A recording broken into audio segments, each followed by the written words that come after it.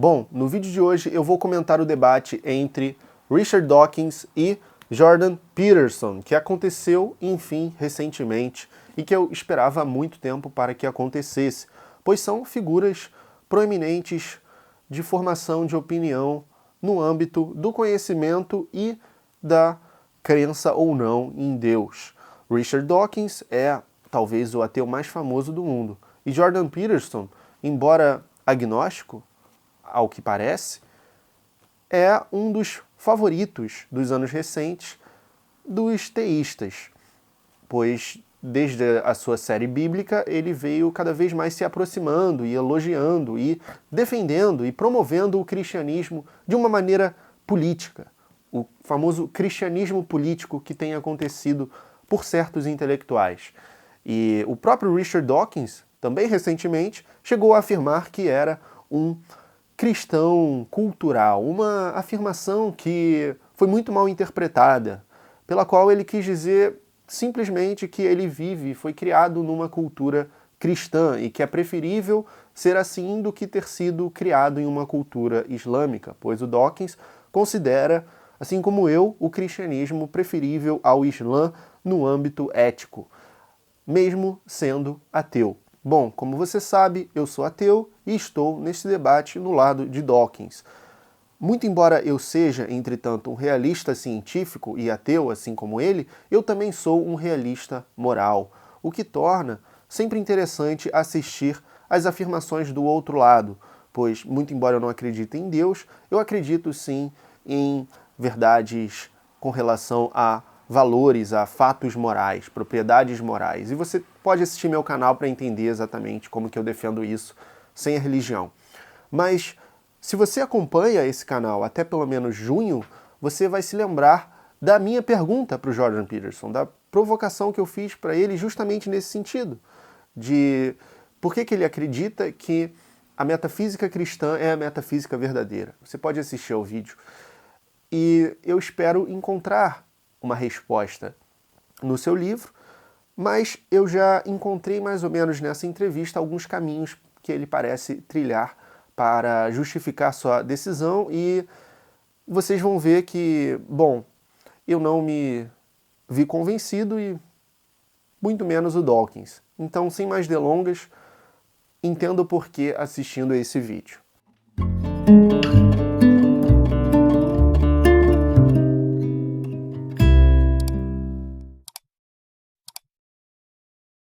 Eu vou dividir o vídeo do debate em dois, começando com esse, e o vídeo de sábado também, porque é um vídeo extenso, o debate tem 1h30, e eu vou trazer alguns trechos aqui também para exibir para vocês, legendados, e eu vou comentá-los, né? Então, já acomode-se, pegue uma bebida, deixa o like e vamos começar. Bom, nessa primeira etapa do debate, que vai cobrir aí os 45 minutos iniciais, eu dividi a discussão em 3 grandes blocos. Eu fiz uma anotação aqui extensa de todos os pontos cobertos à medida que eu ia assistindo. E o primeiro bloco, portanto, trata de memes e arquétipos. Bom, memes, se você não sabe, eu não estou falando de memes na internet. Eu me refiro à teoria memética que foi cunhada pelo Dawkins. Sim, o ateu mais popular do mundo foi quem inventou o termo meme e que depois se tornou o meme da internet como a gente conhece. Mas, na teoria, meme quer dizer uma ideia que se espalha de maneira viral e por imitação. Ideias que pegam culturalmente e, de certa forma, promovem uma espécie de evolução de ideias. O que, naturalmente, interessou muito o darwinista Richard Dawkins, autor de O Gênio Egoísta. Arquétipos, por outro lado, é uma teoria que vem de uma literatura muito distinta e que o Jordan Peterson vai buscar relacionar o máximo que ele pode com essa literatura darwinista, dizendo que ninguém basicamente conhece as duas literaturas e elas precisam ser postas em diálogo. E é basicamente o que ele tenta fazer nessa conversa. E a literatura junguiana, da psicologia analítica, vai falar dos arquétipos, vai falar de modelos fundamentais para os tipos humanos, como o tipo do herói, como o tipo do mentor, o tipo do vilão, enfim. E Peterson está convencido de que os arquétipos e os memes são a mesma coisa. Alex O'Connor é o mediador dessa conversa. O ateu, youtuber que fez muito sucesso com seu canal e com seu podcast Within Reason, e que tem recentemente mediado e participado de grandes debates no âmbito público. E ele faz um ótimo trabalho. Muito embora ele seja um ateu, ele está aí como mediador. E ele chega a sugerir que os arquétipos são algo inerente, algo built-in, ao passo que os memes são vírus da mente que se espalham por imitações. Mas o Peterson insiste que os memes são uma superfície mais rasa dos arquétipos, fazendo parte, portanto, do mesmo fenômeno. Ao que Dawkins responde que alguns memes podem ter se popularizado por causa dos arquétipos, mas não são a mesma coisa. I would think it would be muddying the waters to even say that there's something very much in common between an archetype and a meme. Memes are not embedded into the psychology of people as no, they naturally as arise. an archetype. They're things like the backwards baseball hat, which is not an archetype. I mean, it's something that becomes fashionable and spreads as an epidemic around the population, which is very different from an archetype, which is sort of built in. Yes, I've heard you in the past, Dr. Peterson, say that a meme is very similar, if not almost identical to an archetype, almost as if you kept pushing the idea of what a meme is, you might end up with an archetype. Well, I think maybe the appropriate way of tying the two ideas together, given what Dr. Dawkins just said, is to notice the fact that something spreads because it catches, right? And so things catch because they have an emotional resonance. And so they attract people's interest. And so they attract them in an exploratory manner. That'd be one way of thinking about it. That would be attraction on the positive emotion side, or they attract them on the negative emotion side. And so that would loop the idea of the catchiness of an idea, a meme, let's say, with the more underlying motivational structures. And as the idea is more related to the action of underlying biological motivational structures, it becomes more and more expression of something that's instinctual and archetypal. Peterson, em seguida, afirma que é preciso pensar hierarquicamente. E aí ele faz uma referência ao pensador e estudioso das religiões Mircea Eliade, um pensador romeno que escreveu O Sagrado e o Profano e também uma série de 3 volumes da História das Crenças e das Ideias Religiosas. Eu tenho aqui o primeiro volume, ainda não o li, fiquei mais interessado para ler depois desse debate. O link está aqui na descrição, assim como os outros livros dos dois debatedores e relacionados. O que você acha da gente ler isso aqui? Garanta a sua edição aqui embaixo, pelo link da Amazon.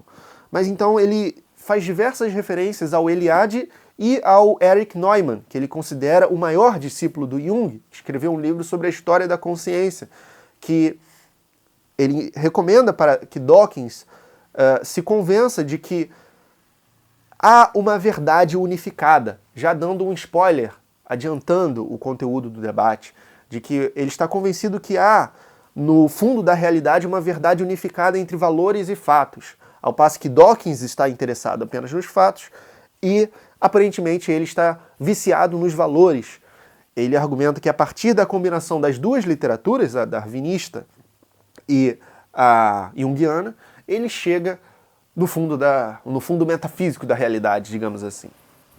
E o Eliade e o Neumann são pontes importantes. Então, ele diz que a batalha entre deuses está presente em todas as culturas, como um exemplo.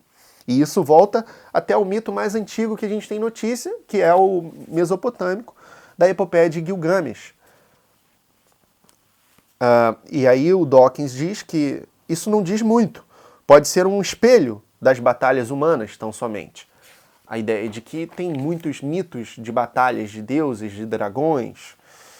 E aí a gente entra no bloco 2 do debate, que vai ser justamente a respeito dessa verdade unificada entre valores e fatos.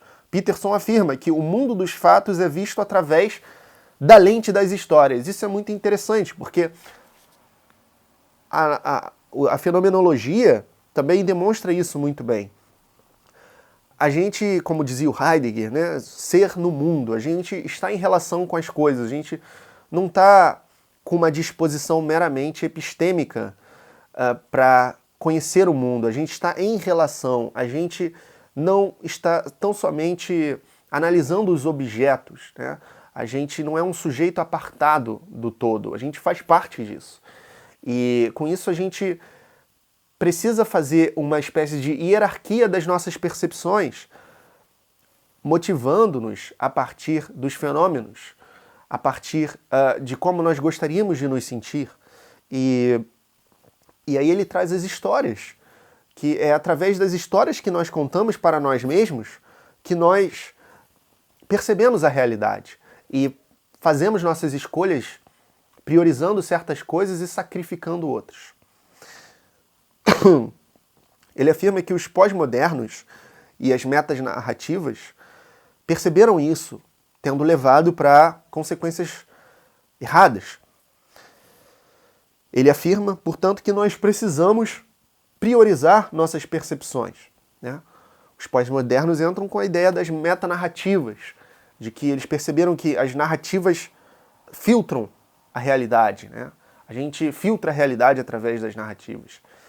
Mas isso não significa que as metanarrativas sejam equivalentes ou coisas assim, que tudo se resuma às narrativas, que não tem uma verdade metafísica como um substrato disso, né? Mas o Dawkins responde: o que eu priorizo são fatos, não estou interessado em símbolos.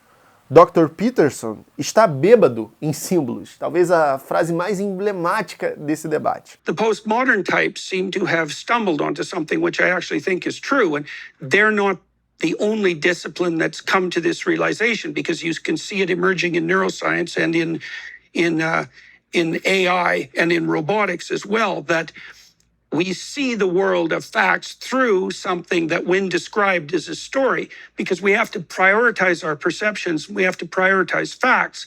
And as far as I can tell, a story is a verbal account of how our perceptions and the facts that we encounter are prioritized. So, for example, when you go see a movie, the movie has a hero, and what the writers do is they show you how the hero prioritizes his perceptions, what he attends to, and how he acts, and you derive from that the story of his life and his ethic. And the idea that we have a story, that we have to organize our perceptions in priority, and that the description of that organization is a story, that's a very revolutionary idea. And I think the postmodernists got that right. And I think that's why we have a culture war going on, at least in part, is because the idea that we see the world through a story, or that a story is a description of the structure through which we see the world, I think that's accurate, because we have to prioritize our perceptions. So, Professor Dawkins, that's a tricky problem. Well, I would prioritize my perceptions like this. The facts that I care about are the facts that are true and have evidence going for them. And I'm not that interested in symbols. I think, Dr. Peterson, you're drunk on symbols. Yes, you mentioned. I've heard that comment. Yeah. Yes. I mean, for example, I counted up in your book, We Who Wrestle with God, a number of references to Cain. Mm-hmm. There are 356 references to Cain in the book, and 20 references to the descendants of Cain. You're obsessed with Cain because Cain is symbolic of evil. All the evil in the world, you more or less blame Cain for. And this is Cain. I mean, you don't believe Cain actually existed, I presume. E ele afirma que em seu livro novo, We Who Wrestle with God, Peterson traz 300 referências a Caim, que Dawkins lembra constantemente que é um personagem fictício. E Peterson argumenta que Caim representa um padrão eterno. É uma pergunta boba, segundo Peterson, questionar-se se Caim existiu ou não. Porque no entendimento de Peterson, Caim ou qualquer personagem fictício de grande profundidade, como um Raskolnikov, de Dostoiévski, em Crime e Castigo, é hiperreal. Essa é a palavra que ele usa. Ou seja, fica implícito pelo debate que Peterson reconhece que não existiu um indivíduo correspondente ao Caim das Escrituras. Mas ele insiste em não admitir isso verbalmente, porque ele não quer que a relevância do texto e a sua profundidade mítica seja menosprezada por ela não corresponder a um fenômeno factual e empírico. Então, ao menos, entretanto, Alex e Dawkins conseguem que ele admita que a posição dele, quando questionado sobre os milagres, por exemplo, se Jesus nasceu de uma virgem, é que ele não sabe. Ele afirma, eu não sei. Alex até pergunta, essa é uma posição, você quer ficar com ela? E ele reafirma que sim, essa é a minha posição, eu não sei.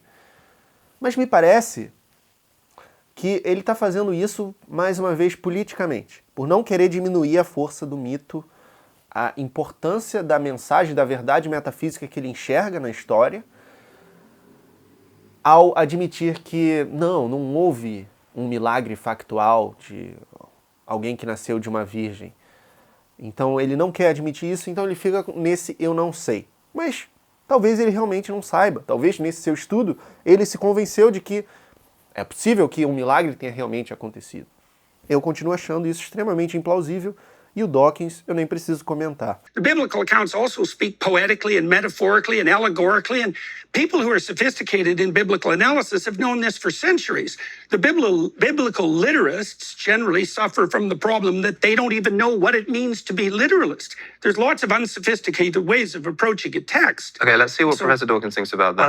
Well, I suppose I'm a literalist. I mean, and you give the game away when you say Cain and Abel were the first humans to be born in a natural way. Well, I'm speaking allegorically there within the confines of the text. I mean, what I meant by that was that the way the story lays itself out is that Adam and Eve are created by God. And so they're not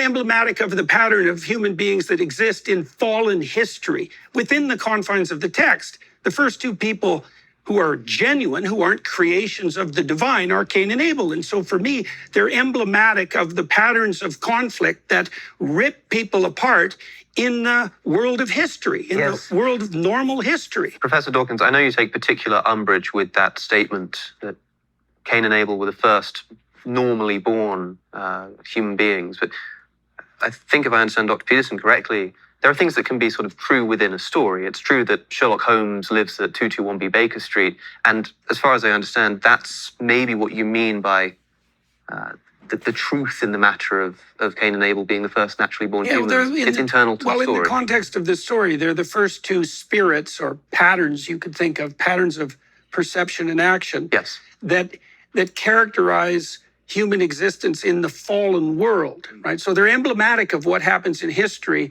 outside of the whatever is meant by the pre-existent paradise. At the same time, you must know, I know this comes up all of the time when somebody says, but did Cain and Abel really exist? And I know that you want to say that the story which I think it's a silly question. I think it's like asking whether Raskolnikov existed in Crime and Punishment. Like it's not a trivial question. Peterson considera uma discussão tola se existiu um Caim factual ou se Jesus operou milagres factuais que uma câmera poderia gravar empiricamente. Porque o que há ali de revolucionário e misterioso é o substrato metafísico que fez com que o paganismo acabasse na cultura e o Ocidente se dirigisse numa direção inteiramente nova e construísse o mundo que a gente conhece hoje. E, então ele enxerga muito mistério em uma incógnita perplexificante no cristianismo. Entretanto, ele vê uma continuidade do Antigo Testamento no Novo, que é o cerne da questão na ideia de sacrifício. de como que o sacrifício, ele está presente por toda parte na realidade e, sobretudo, até mesmo quando a gente vai hierarquizar as nossas percepções, a gente sacrifica outras. Você sacrificou vários vídeos ao assistir esse e várias outras atividades também. Várias coisas podiam ter sua atenção nesse momento que você está dando a mim, a este vídeo. Por quê? Então o sacrifício faz parte da trajetória humana e de cada momento da experiência humana. E os escritos bíblicos, segundo Peterson, eles estão apontando para isso, de uma maneira que não pode ser trivialmente atribuída a uma autoria ingênua. E aí já nos leva ao debate sobre a possível, segundo algumas pessoas, motivação, inspiração divina desses textos. Mas eu gostaria de chamar a atenção para o fato de que, se é uma pergunta tola, que essas coisas aconteceram factualmente ou não, e que estudiosos e eruditos, teólogos e filósofos ao longo da história ignoraram essa possibilidade e focaram muito mais na verdade metafísica e mitológica, se isso é uma discussão tola, então o que acontece no Brasil hoje é algo que não sai da superfície da discussão tola, porque é o que mais se discute aqui, se essas coisas aconteceram ou não, especialmente aqui no YouTube. Não importa quantas evidências nós tenhamos da precariedade, das contradições da formação da Bíblia, né, até a forma que a gente se encontra hoje, e dos diversos erros dos copistas, né, o Bart Ehrman aponta isso muito bem, ainda vai ter muita gente argumentando que isso aconteceu factualmente, que isso é verdade, teve sim, se você botasse uma câmera você ia ver um cara saindo do túmulo depois do terceiro dia. Então no Brasil, o debate ele é muito mais superficial e tolo, e a gente precisa mudar isso. Você pode começar compartilhando esse vídeo, e vamos tentar subir o nível do debate também. One of the discoveries that the text lays bare in an insanely brilliant manner is that the foundation of the community is sacrifice, that's an appropriate conceptualization. And you can see the concept of sacrifice evolve across the biblical texts as they're sequenced chronologically in the overall story that makes up the biblical text. The idea of sacrifice becomes more and more sophisticated, it's more and more elaborated, it's more and more specified, it's more and more embodied. There's an obvious progression in ideas. The progression, where do you see that progression? In successive manuscripts? Or It's in the successive stories as the text progresses. The way a novel progresses. So something like sacrifice in the Old Testament, or? sacrifice in the Old Testament. No, for the entire all the way through New to the New Testament Testament. text is a sacrificial story as well. The Passion story is a story of sacrifice. It is and indeed. the sacrificial motif recurs continually through the biblical text, and it's elaborated constantly. And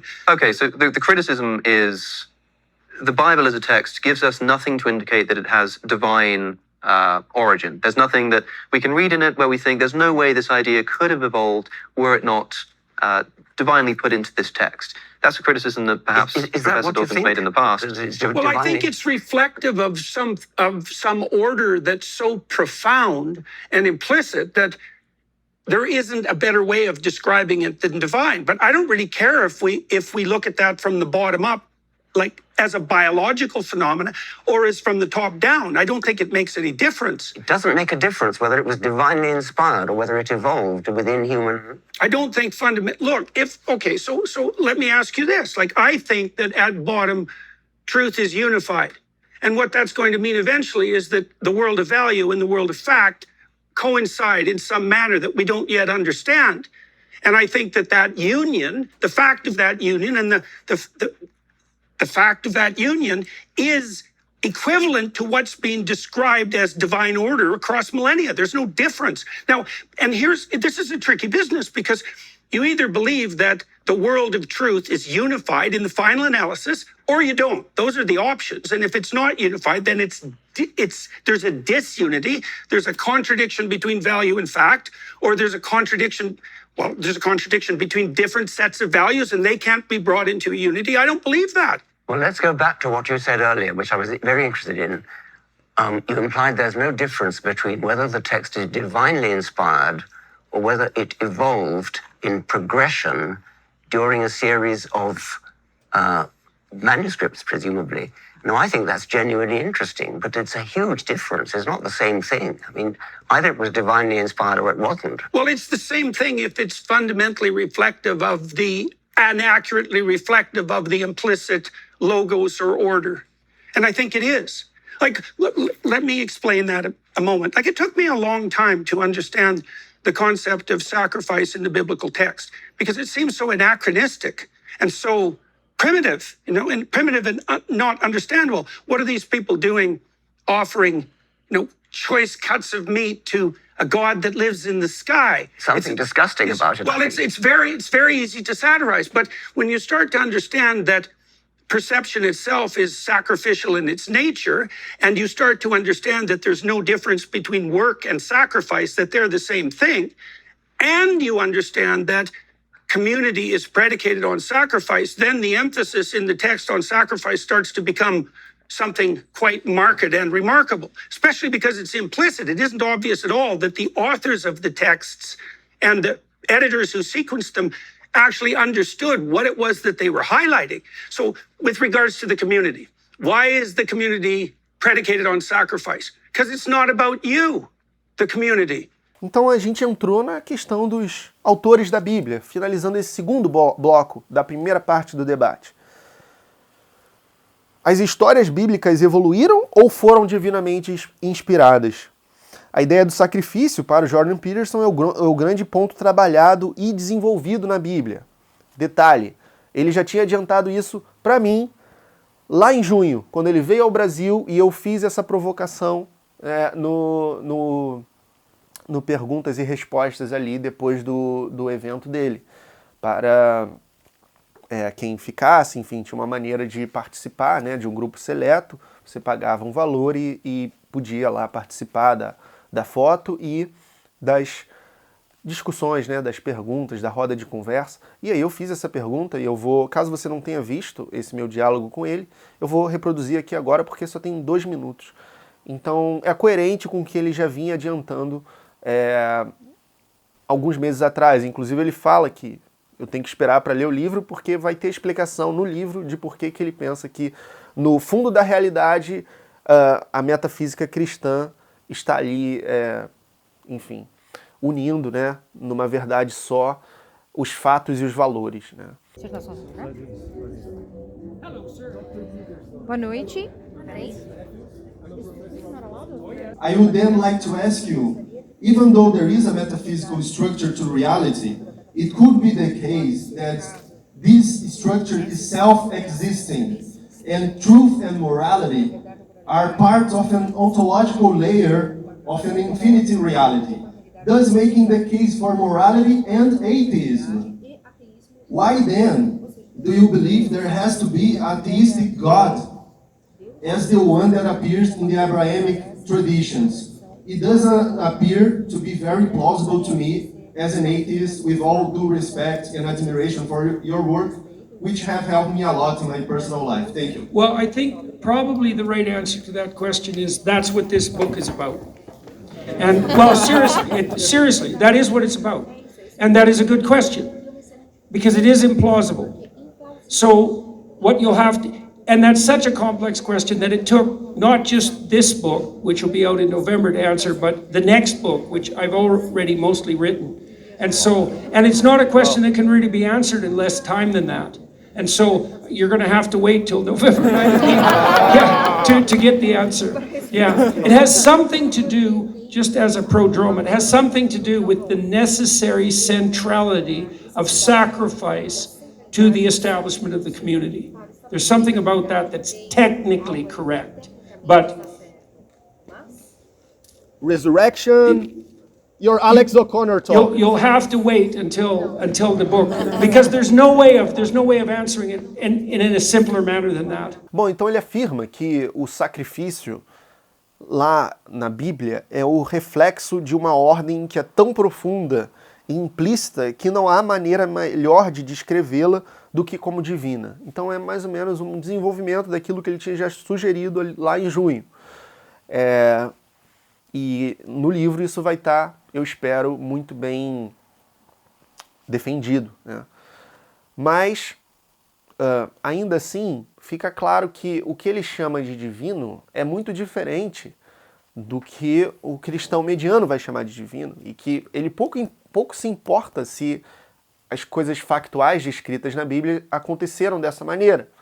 Então, se é o caso, como ele interpreta, que vários teólogos e vários filósofos eruditos ao longo da história se lixaram se essas coisas factuais aconteceram ou não, os milagres aconteceram ou não, e o que importa é que realmente há algo de divino na trajetória humana descrita pelas mitologias comparadas e encontrando seu ápice nos relatos bíblicos. Então, a realidade divina de Jordan Peterson não é muito diferente da realidade mundana de Richard Dawkins. Então, tem até um momento que o Alex fala que um está tentando puxar o divino para o mundano e o outro está tentando levar o mundano para o divino. O primeiro é o Richard Dawkins, o segundo é o Jordan Peterson. Então é um debate muito relevante, porque realmente é quase como se duas faces de uma mesma moeda, né? Eu não vou falar yin e yang, senão vocês vão me chamar de Jordan Peterson. Mas a questão é que as descobertas metafísicas do Peterson poderiam ser muito bem formuladas sem qualquer ingresso na tradição cristã, tratando o texto cristão talvez só como o mais revelador de algo que ele já vinha descobrindo nas outras mitologias comparadas e que não tem nenhuma implicância de factualidade dos milagres. O que faz com que todo jogo cristão se torne irrelevante para a maioria dos cristãos, eu vou arriscar dizer. Então, meus caros, avançando mais um pouco, Dawkins responde: você acha mesmo que não faz diferença com relação a essa questão do sacrifício ser reflexo de uma ordem tão profunda e implícita que não há maneira melhor de descrevê-la do que como divina? E aí Dawkins pergunta, realmente, você acha isso mesmo, que não tem maneira melhor de descrever do que chamar isso de divino? E o Peterson diz, eu penso que a verdade é unificada. O mundo dos fatos coincide com o mundo dos valores. I think you must understand that when Professor Dawkins is asking you, do you believe that Jesus was born of a virgin? He means something like a biological fact. And by the way, saying I don't know, or saying, I'm not qualified to comment, is an answer to that question, but is that your answer, that you don't know? I said earlier, and I would hold to this, is that there are elements of the text that I don't know how to, that I'm incapable of fully accounting for. I can't account for what the fundamental reality and significance of the notion of the resurrection is. My knowledge just ends. Sure, but I know that whatever happened as a consequence of the origination and the promotion of the Christian story was powerful enough to bring Rome to its knees and demolish the pagan enterprise. So there's some power in that story that's remarkable. Let's stick to the virgin birth. Yes. Yeah. Well, the virgin birth results from a mistranslation of Isaiah. You know that. Like these sorts of questions. What would you say? They don't strike me as. They're not getting to the point. I know the that. I story know has you a think purpose. that. Yes. Well, and look, I understand that there's perfect reasons to debate this. I know that, and I know that your question is more than valid, but it's beside the issue as far as I'm concerned, and it's partly because, well, when we started this conversation, I said, for example, that it appears to be the case that a description of the structure through which we see the world is a story. We see the world through a story. And so that's a remarkable thing. That's a remarkable discovery, and it's emerged probably in the last 60 years in multiple disciplines, because we have to prioritize our facts. And so we prioritize them according to a particular pattern. And there are patterns that seem to work and to propagate themselves properly and to orient cultures towards life abundant. And there are other patterns the pattern of Cain, for example, that lead to absolute bloody devastation. And I don't know exactly how to construe that sort of truth, but we talked about the oppression of women, for example. It's like, how do you make a case on purely factual grounds that women should be treated as equals? It's a moral question, and I know, that's exactly. And I was dealing with a factual question, which is, did Jesus have a father? And you won't answer it. Well, It's a Jesus different had an kind of earthly question. father and a heavenly father, like almost all mythological heroes. So he That's a- wasn't born of a virgin then? So you're saying that Jesus was not born of a virgin? I said, first of all, that I don't know how to mediate the fact-value dichotomy in that case. I said the same thing about the resurrection. It's not a value. It's a simple fact. I mean, did a man have intercourse with Mary and produce Jesus? That's a factual question. It's not a value question. You must understand what you're being asked here, that even if you think that, say, the author of the biblical texts intended much more significance than a simple scientific analysis of events, Professor Dawkins is interested in scientific truth. That's the kind of truth that he's interested in.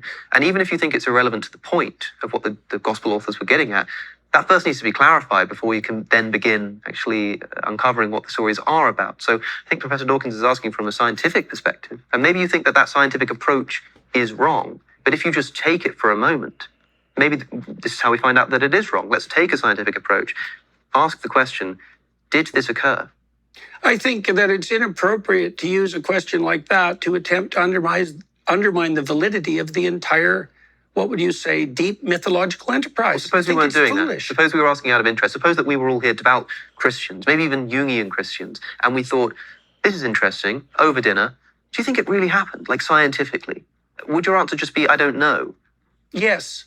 And you wouldn't consider it, it's not an inappropriate question to ask, just on a point of interest. Right. Did this really occur? And I think so often people are asking you that, and especially given the context of this conversation, we've heard everything that you're saying about metaphor and myth, but because the question is still then being asked, did it really happen? You know that that's what you're being asked. And the way you just so easily said yes, I wonder why you struggle to do that in so many other circumstances. I think because I don't look at the situation the same. The way that Dr. Dawkins and I look at the situation are really quite different and at many, many, many levels.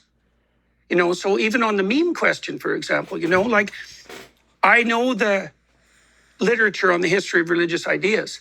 I see how these ideas have battled across millennia in a manner that is very reminiscent to me of the same sort of claim that Dr. Dawkins is putting forward with regards to meme. I know that literature. Dr. Dawkins doesn't know that literature. And it's very difficult for me to communicate from within the confines of that literature because it's extensive and deep. And we're dealing with things that we don't understand the relationship between metaphoric truth and value-predicated truth and factual truth. We don't understand that. It's a big problem. There's no evidence whatsoever from the scientific perspective that we can orient ourselves in the world merely in consequence of the facts. Peterson afirma que a percepção é sacrificial em sua natureza. A comunidade é baseada no sacrifício. É algo que ele já tinha dito também lá em junho. Dawkins provoca Peterson sobre a ressurreição. E aí é quase como uma repetição do que eles já estavam fazendo, né? Só muda o milagre em questão. Peterson diz que a Bíblia é profundamente misteriosa, assim como a física quântica é profundamente misteriosa. E Dawkins responde que a física quântica é também profundamente amparada por evidências, o que a Bíblia não é. E aí a gente entra no bloco 3. Sobre Jesus e os mistérios da Bíblia. Peterson provoca Dawkins sobre o cristianismo cultural. Eu já expliquei o que ele quis dizer com isso no começo. E o Peterson fica insistindo que ele estava se revelando mais cristão do que ele estava disposto a aceitar. E eu até entendo esse raciocínio, porque de certa forma todos nós somos produtos de uma cultura cristã. O Nietzsche já dizia isso. E não tem como fugir disso exatamente, porque o cristianismo está errado em muitas coisas, mas parte da nossa moral vem de lá, né? Tirando todos os absurdos, parte da possibilidade da laicidade moderna veio de lá, né? Então, movendo, né, adiante, Peterson diz que toda cultura que não torna as imagens de mãe e do filho como sagradas morre. Toda cultura que não toma essas imagens sagradas do cristianismo como sagradas morre, né? E aí eu não tenho uma bagagem mitológica para verificar isso, né? Mas caso você tenha, comente aí.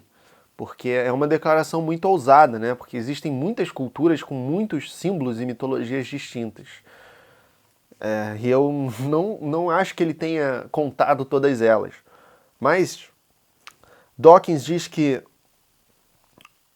mais uma vez provocando Peterson, se ele